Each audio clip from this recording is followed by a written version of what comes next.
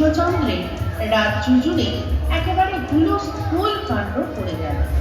মহারানী এক অতি মূল্যবান হীরের হার নাকি চুরি গেছে।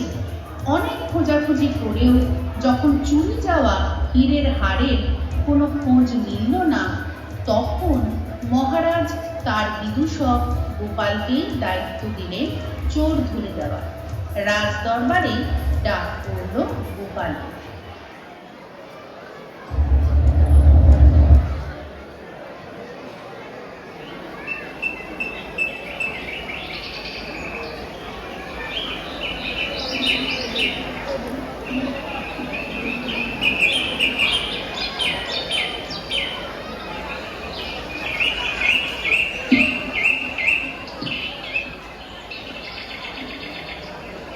মহারাজ কৃষ্ণচন্দ্রের জয় হোক।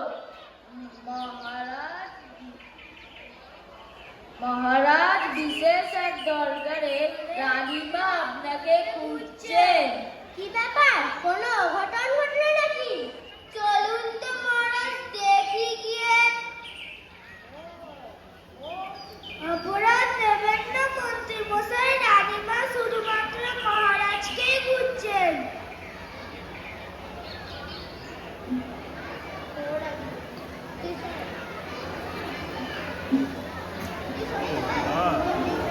দেখে শুনে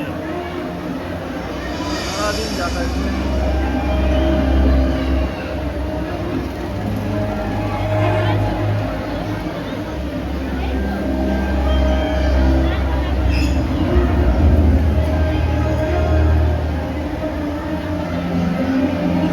প্রণাম মহারাজ। ও, আপনি এসেছেন মহারাজ? মহারাজ, সর্বনাশ হয়ে গেছে।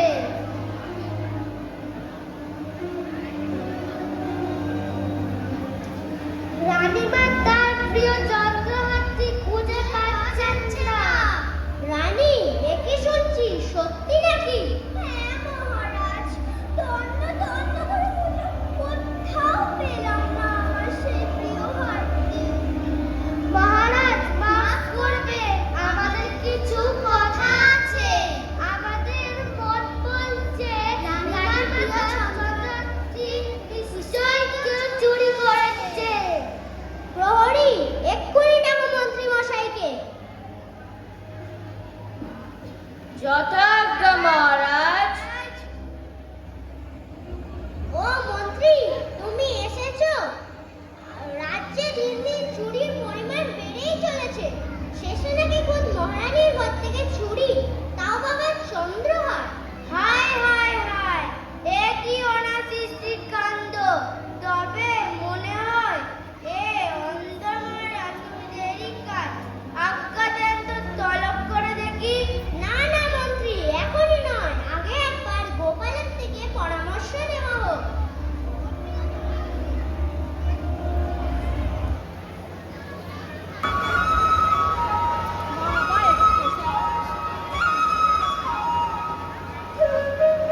ইদব, তুমি আজ কখন রাজসভায় যাবে? ওদিকে যে মহারাজ তোমাকে ডাকতে প্রহরী পাঠিয়েছেন। এই তো এবার যাব।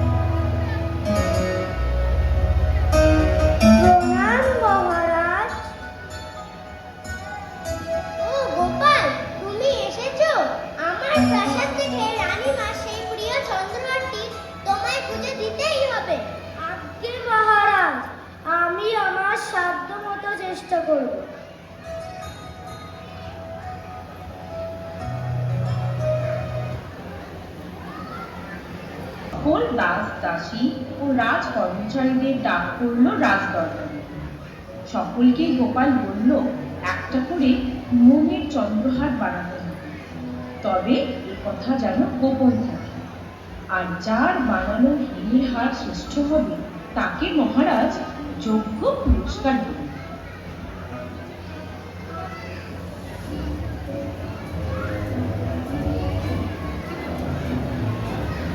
1 ঘন্টা তো হলো, এবার দেখা যাক কে কত ভালো চন্দ্রহার বানিয়েছে।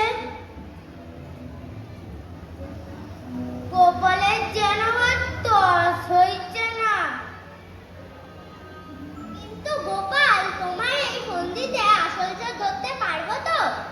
মহারাজ, আপনি আমার উপর আস্থা রেখে দেখুন না কি হয়।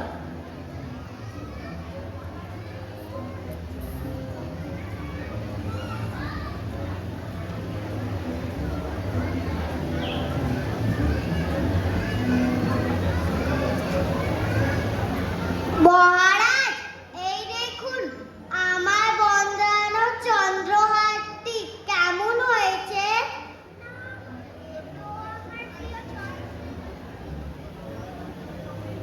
না, এ তো আমার প্রিয় চন্দ্রহারের মতো নয়।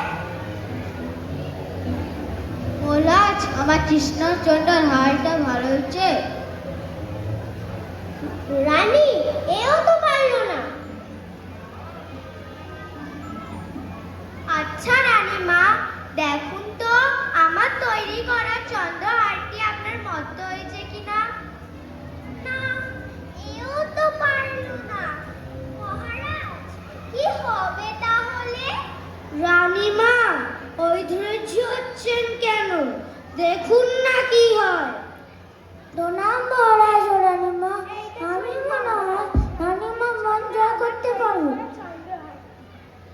না, তুমিও পারলে না। এই দেখুন মহারাজ, রানীমার জন্য আমার তৈরি করা এরপর চন্দ্রহার। গোপালের বুদ্ধিতে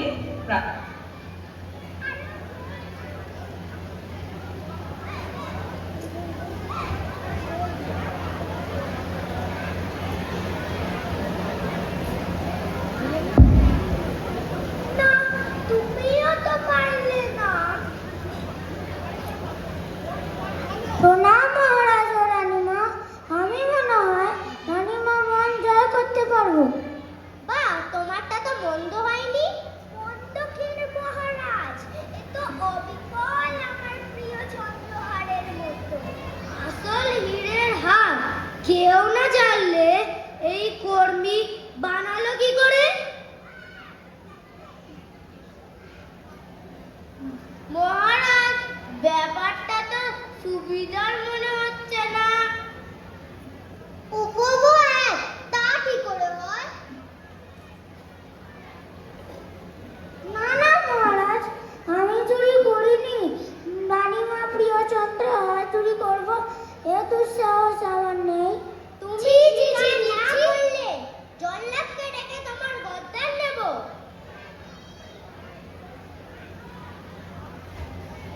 এসব কথা মনে আনো না।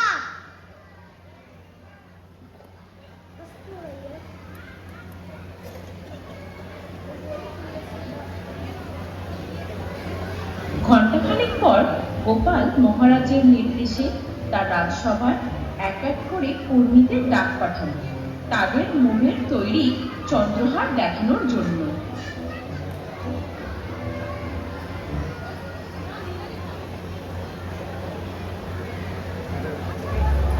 রাজার আদেশে ওই কর্মীর ঘর তল্লাশি করে পাওয়া গেল রানীমার সেই মূল্যবান হীরের চন্দ্রহার। রাজপ্রাসাদে সকলে গোপালের বুদ্ধির তারিফ করতে লাগলো।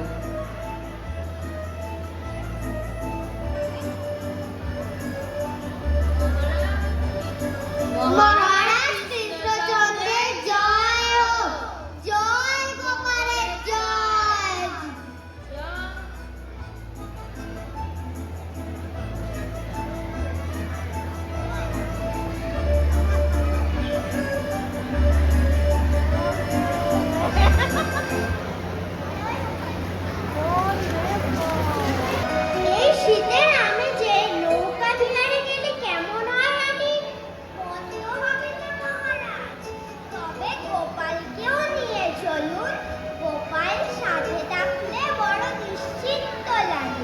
প্রহরী, এক্ষুনি গিয়ে গোপালকে খবর দাও যে রানীমা তাকে তলব করেছে। যথাজ্ঞা মহারাজ।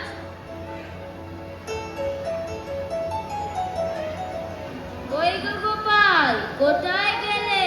তোমার জন্য খবর আছে, রানীমা তোমায় তলব করেছে। তাই নাকি? চলো চলো দেখি কি ব্যাপার।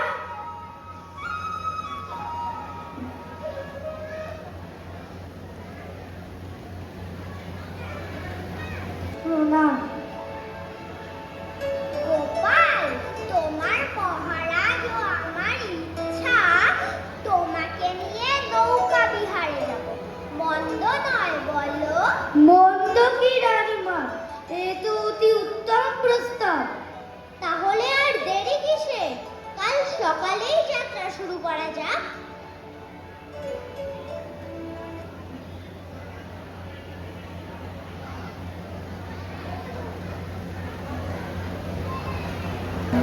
আজ যে বড় খুশি খুশি দেখাচ্ছে। হ্যাঁ গিন্নি, রানীমা আমাকে নৌকা বিহারের জন্য নিমন্ত্রণ জানিয়েছে। ও মা, বলো কি, এ তো দারুণ ব্যাপার।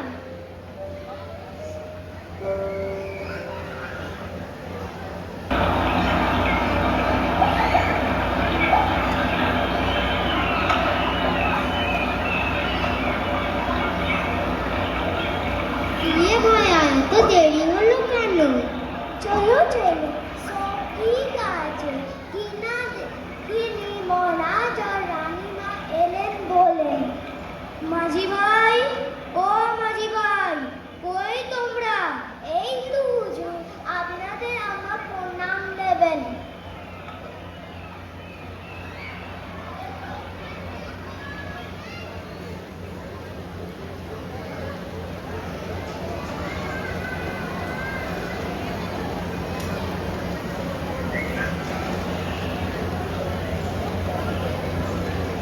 আজ বেশ ঠান্ডা পড়েছে, শীত শীত করছে।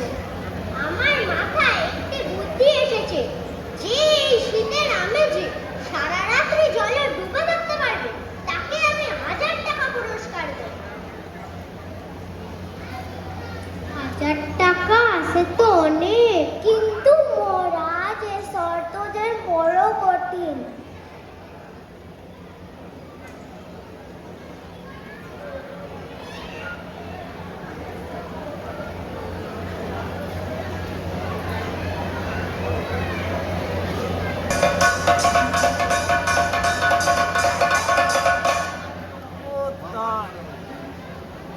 কই কে কোথায় আছো? এসো এসো সবাই, রাজা মশাই তোমার জন্য একটা খবর পাঠিয়েছেন। শোনো শোনো শোনো, মহারাজ কৃষ্ণচন্দ্র ঘোষণা করেছে এই শীতে যে সারা রাত্রি দিঘির জলে ডুবে থাকতে পারবে তাকে মহারাজ 1000 টাকা পুরস্কার দেবে।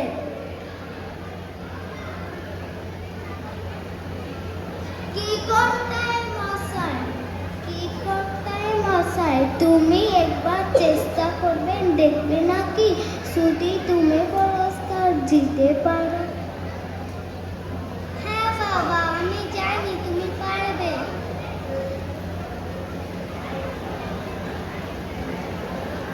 আমি এই কঠিন কাজটি সফল হতে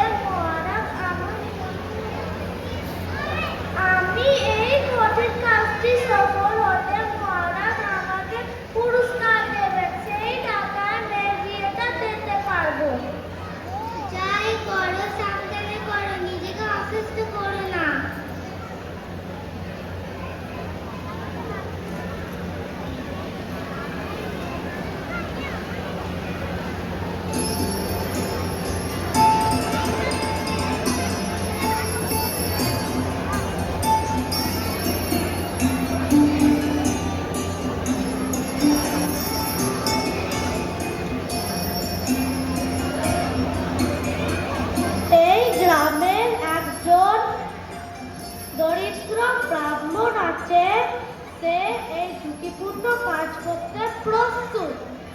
আপনি আজ্ঞা দিলেই ব্যবস্থা করতে পারি। বাহ বাহ, তাহলে আর দেরি কিসে? আজ রাতেই ব্যবস্থা করা হোক।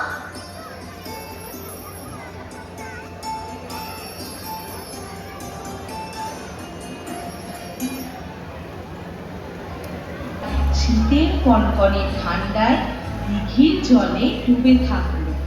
সে রাজার দেওয়া শর্তে উত্তীর্ণ হয়ে নিজেকে যোগ্য পুরস্কারে উপযোগী করে তুলল।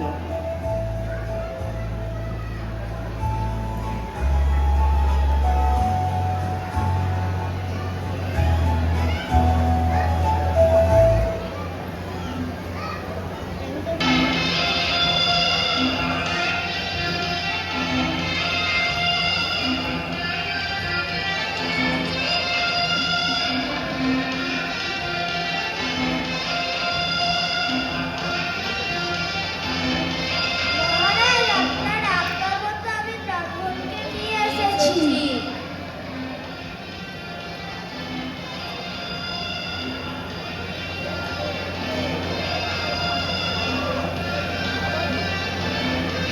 পারেন কত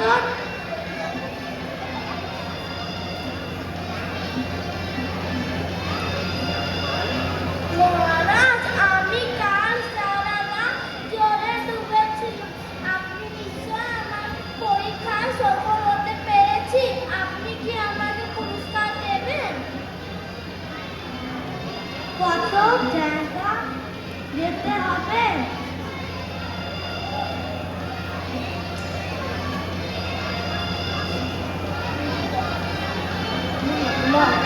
হারিকেনের আলোয় দিঘির জল গরম হয়ে গেছে, ভেবে দেখুন।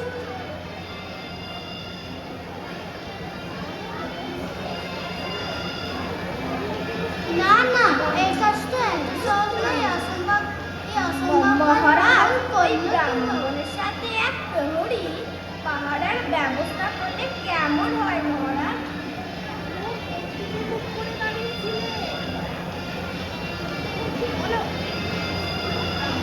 ব্রাহ্মণ কাশ্মীর কোন দিকে মুখ করে জলে দাঁড়িয়েছিল?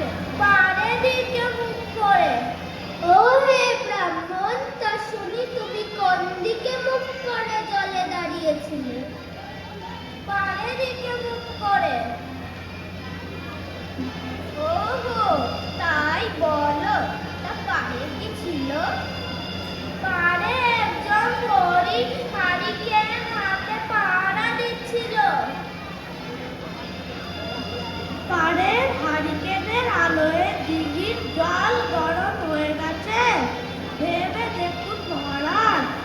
হ্যাঁ, তোমরা তো সবাই ঠিকই বলছো। এটা তো ভেবে দেখা হয়নি। প্রহরী, এক্ষুনি বার করে দাও ব্রাহ্মণকে প্রাসাদ থেকে।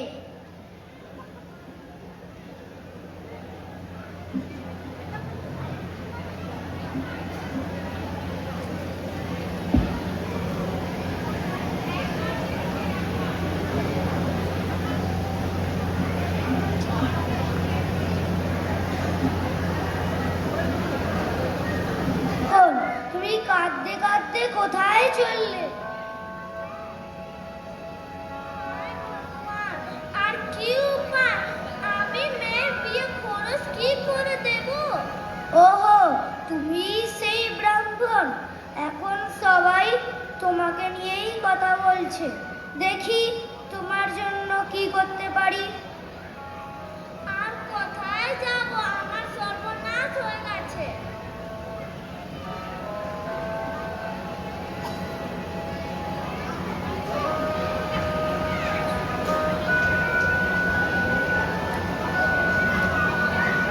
কিছু নিয়ে বড় চিন্তিত দেখাচ্ছে। হ্যাঁ গিন্নি, এক ব্রাহ্মণ খুব প্যাচে পড়েছে। তাকে উদ্ধার করতে হবে। তুমি তো সকলের আশা নেই, আর এমন কি?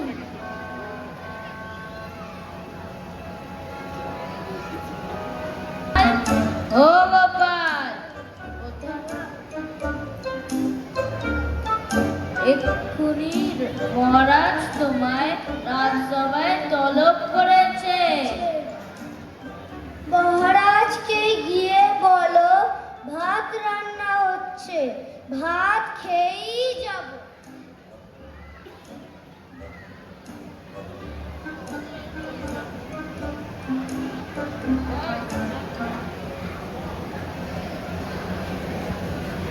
গোপালের প্রতীক্ষায় অধৈর্য হয়ে মহারাজ নিজে উপস্থিত হলেন গোপালের বাড়ি। গিয়ে দেখলেন এক অতি অদ্ভুত রান্নার আয়োজন।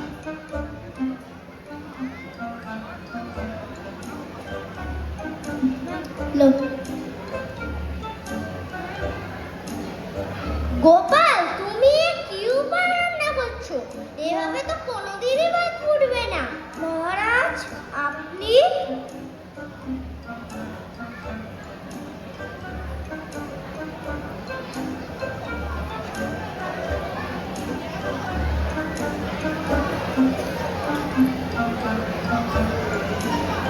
এত আশ্চর্য ব্যাপার। তা বলি গোপাল, পাগল হয়ে গেলে নাকি?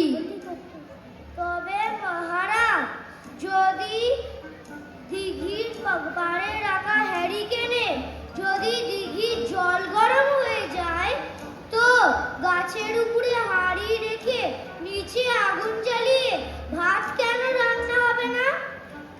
হ্যাঁ গোপাল, তুমি ঠিকই বলেছো। আমি ব্রাহ্মণের সাথে অবিচার করেছি। তবে মহারাজ, আপনি ব্রাহ্মণকে রাজসভায় ডেকে তার পুরস্কারটা তাকে দিন।